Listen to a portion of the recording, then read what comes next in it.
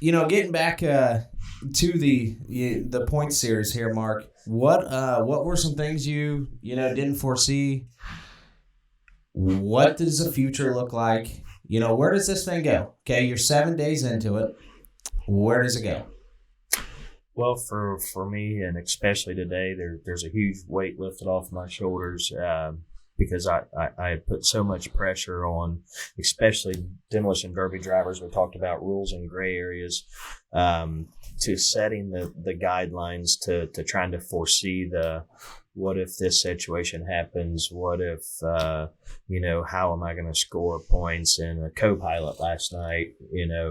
Because I was back and forth on that. My original thought was that it's one car, one set of points, so they were going to split points.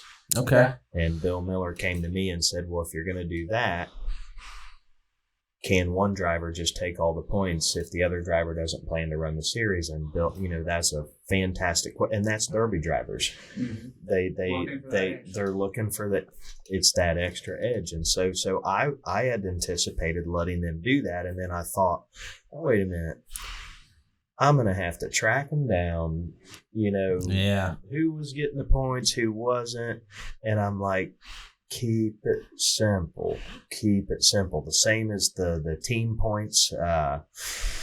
My original and what I said for 4.5, 5 days was that the only people getting points were the people at the bottom. So if we're 3 on a team and I'm the first car out and you 2 are running at the end and you put out the second place team, you 2 get points and I don't. And that's what I was stuck to until yesterday. And my wife helped me through that breakthrough, and she's over me saying, let me run this scenario by it. Let me run this scenario by it. I was just thinking, but she brought me back to the simplicity, the language that we all know in a team show. If you 2 are still running at the bottom, I'm going home with a Facebook post, a first place trophy, and first place money. That's the language we know. I made that change yesterday, and after I did it, I was like, because I tried to eliminate every possible opinion or complication that's going to leave demolition derby drivers especially like, wait, what now? How is that? Or I wanted everybody to, because those questions will be coming. And so you answered one of my questions, because I have an invested interest in that team stuff this year. And, I want to know, if I go out early, do I still get the points? And, because, you just never know what's going to happen in a team show. So it is. You will get the points. Yes. So if my teammates were to win it. Yes. Okay. Everybody gets full points. So I'll just run. There's only 8 guidelines. Okay. I'll just run through one, and I can throw these up on the screen. Perfect. As you're talking about it. So number 1, you must place in the top 3 to earn points. This goes for any demolition derby class at any show, and I specified derby class because a lot of places I go have that racing type stuff and anything like that. It's demolition derby from lawnmowers to kicker cars, and you must place in the top 3. And so it is. We can lawnmowers count demolition derby. Okay. So we can and if a car and a mower and run 2 derbies in one day. Yeah, he'll probably get into this. We'll he'll get there. But so there was more than one person, and I mean, there's some people I feel are way smarter than me that have been reaching out and helping. And there was more than one person that challenged only tracking 3. But so example, last night, 4 or 5 spots got paid. So it's like, oh, you should track 5. Well, at Florida next weekend, 3 spots are, the most consistent. Every show I go to is 3 spots. Yep. I don't care if it's 10, but every show's 3. 3, keep it simple. And if I want to progress through that, I will. So that is guideline number 1. Number 2, you may only track points earned at 1 class per show. And your question supported my decision, because last night so define a national level show. Everybody's got their opinion, but at a show of a Redneck Rumble caliber, people's bringing one car. Yep. One guy there had 2 cars last night, and it was Luke Worland. That's what I know of, and it's because one of them was a buddy car. Well, if I allowed that, then my county fair guys, who I want to do well, would run lawnmowers, front-wheel drive street stock, rear-wheel drive street stock, and they would be invested about $1,300. Yeah. And they would do that at every county fair that I have. And Bill Miller wouldn't bring 5 cars to Preble County in a lawnmower. So I didn't want the county fair guys to have a special advantage over a national level type guy. That's why I chose to do that. Now, can you take the highest? So yes. If I ran 2 classes, can I take the highest finish? Yes. So and derby drivers are smart, So you take a lawnmower and you take a kicker car, and you win with the lawnmower in the first heat of the night. I mean, you might have to think about whether you're running that kicker car because you scored your 10 points for the night. Yep. It's not about.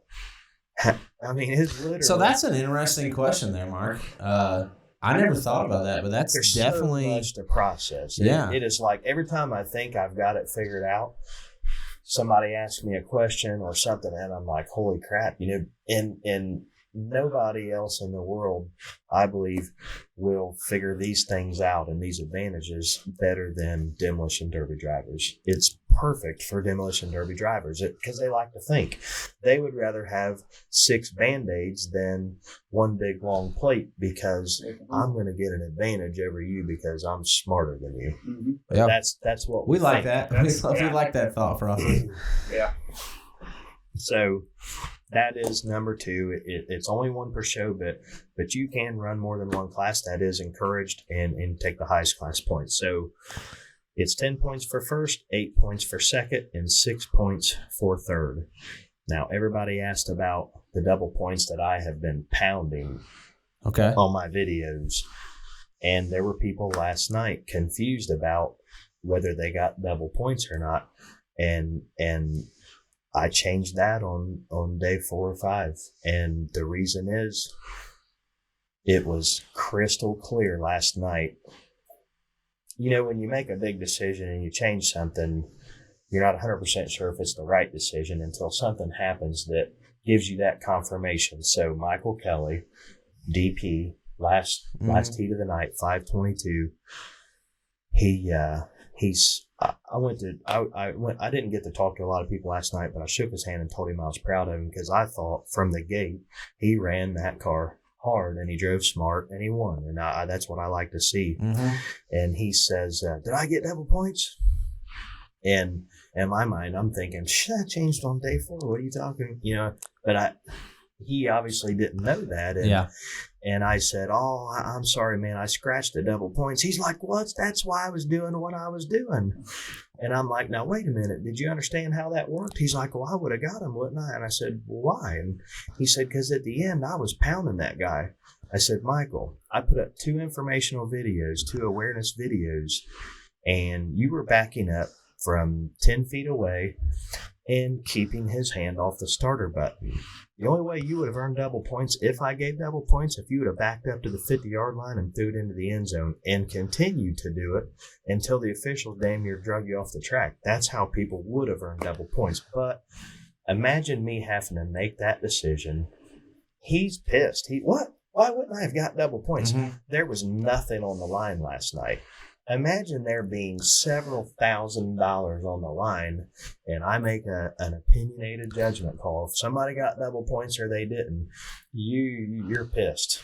So you got rid of that. Done, gone. First, second, and third, 10, 8, 6. I love that. Go ahead. It's simple. Like you said, it's your old baseball analogy, KISS. Keep it simple, stupid. Yeah. 100%. Keep it simple, easy. Everyone gets it. Well, and it's you're getting rid of the subjective decision making, and that's exactly what Chris Marquardt backed me up in saying to some of those decisions. You got to wipe as much of that out as possible. Yeah, because I mean, in the moment, you can make a bad decision. I mean, the most educated, and you're going to. There's no doubt. There's no doubt. And then as a driver, Michael Kelly, he's getting out of the car. As a driver, we've all been there. We've ran a show, thought, man, I was running hard, dude. I was watched the video. Yeah. Like, and then you watch the video and you're like, yeah, man, I thought I turned over 5,000 RPMs there, but I definitely didn't, So it's different. I like that you got away with that. Because it's just that could have a big influence, and then that creates controversy, which not necessarily controversy is bad. If they're talking, it's a good thing. But I like that. I like that, Mark. My biggest fear in taking that off the table was that I pushed it so hard, and my vision was to bring action. So we'll get to how I'm still going to promote that and stay true to my vision. But I just could not afford to make that decision 5 times last night and 5 times this weekend. It's my opinion. Yeah. I'm the most unbiased person that I've ever met. I want everybody to succeed. I could care less who wins, but again, and if I want anyone making that decision, I probably want you, but if that money's on the line, I don't want anyone making that decision. Right. I don't want that to be in anyone's hands. And first, second, third is the most clearly defined measurement that I know of in Demolition Derby. And do people get screwed out of first every once in a while? Yep. But it doesn't happen often. And there's a promoter that bought into the series and their team of people that they've put in a place to do a job. And if they screw up a first place, I mean, nothing, including the sport of Demolition Derby, is perfect. It's going to happen. No doubt. So next is, I talked about co-pilot. We went through that. They both got, so both co-pilots got first place points. The winners, second, same. They all got full points. We talked about the team, the whole team scores full points. In the event of a post-show disqualification for deliberate cheating, and this didn't happen one time on my entire schedule last year.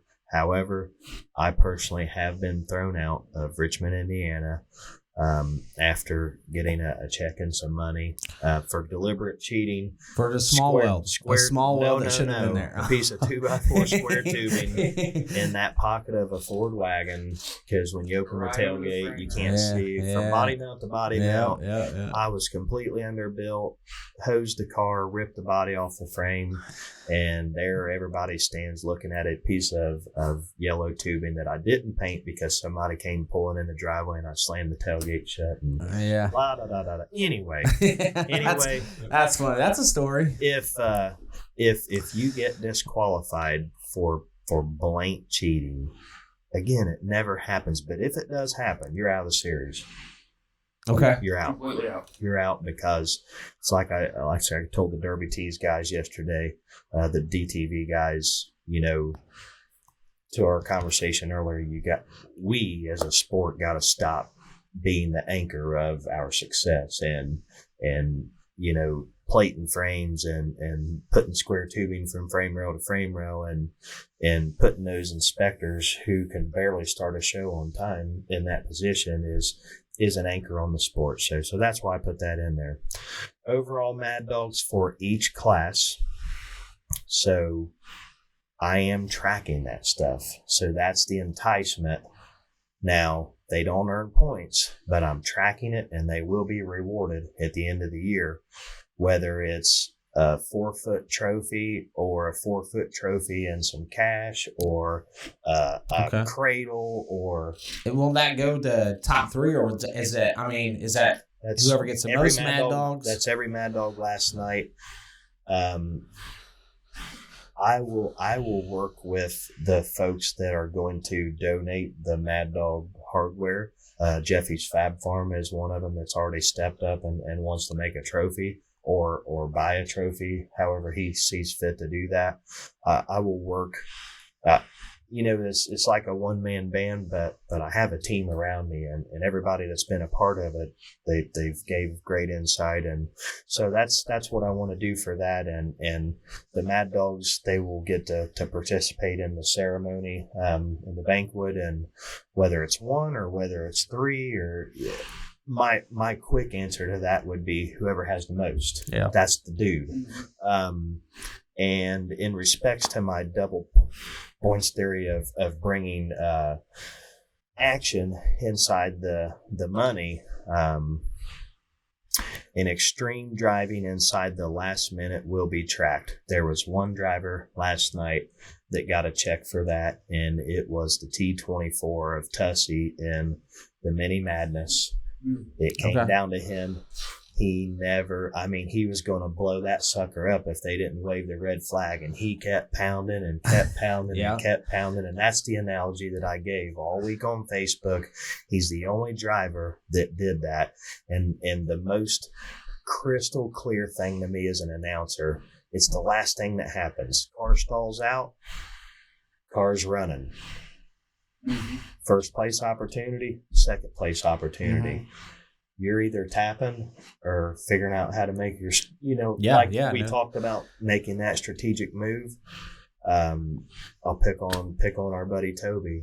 He asked me one time when we left, one of the last times I ran before this past year, but this was back in 2010 or so. I won the Derby and he was happy, he shook my hand and we rode home, and it always feels good to win or be with people that do win. Yeah. So it's always a good feeling to be pulling out of the fairgrounds with a stick up, and on the way home he says, why didn't you smoke him? I'm like, what do you mean? And, man, I wanted you to back up and smoke him, and I'm like, why? And he's like, and I'm like, Toby had the Derby won.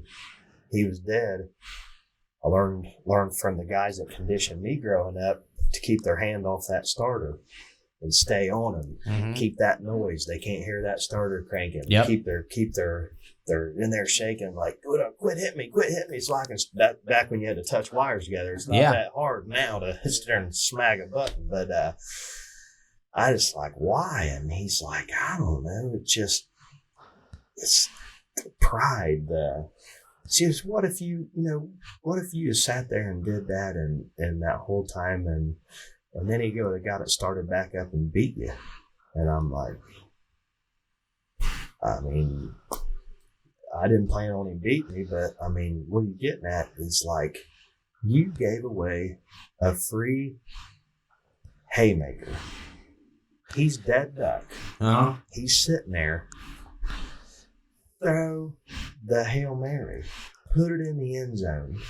And my fear in that, and my fear never left after our conversation, but my fear up until that point is, I don't want to put myself out, trying to put him out, and then I get second place that way. But his thought was, you got a free shot, take it. So that perspective's like real interesting, because I feel like that's Toby talking as a fan. Okay. And as a driver, he may do something different. Because, like, for me, and it's all perspective for me, I lost the Derby because I did throw a haymaker. And, what I'm saying? And then something happened to your car while a guy's stuck. And, that'll be in the back of my mind forever, because of that. So it's judgment, it's perception, and I believe in the voodoo or whatever you want to think. I believe it's your night. I've always thought that somehow the Derby gods are going to bless you with that win. But to get out of that rabbit hole about that conversation with him, my point is there's a difference when it comes down to it. And I want the fans, when they're walking to their car, they're walking to the Tenderloin stand, to be thinking, gosh, because that's what they were thinking when they left the Mini Madness and Tussey. I read the crowd and I can see people Yep. fist bumping, cheers in their beers, and when it's the opposite of the way I've done it many times, and we've all done it, when you pull up and tap them, that's when I got to start that crowd management, because they're like, make them hit. Yeah. And you do a great job of it, man. Best in the business, no doubt. So that's my big spiel on how you would earn extreme driving. Now, what the reward will be for that, I haven't defined that yet. It's my idea, so maybe it's on me to come up to define that reward. However, the point is both of these things are not only being tracked because the drivers will be rewarded at the banquet, so there's some incentive there, but in the case of a tie, because the worst thing that could happen is get down several $1,000s on the line, and then there's a tie. So I've got 5 ways, and regardless of the order that I would run those in, most wins, because I like to win. I like to watch people win. That's a clear, defined measurement in Demolition Derby.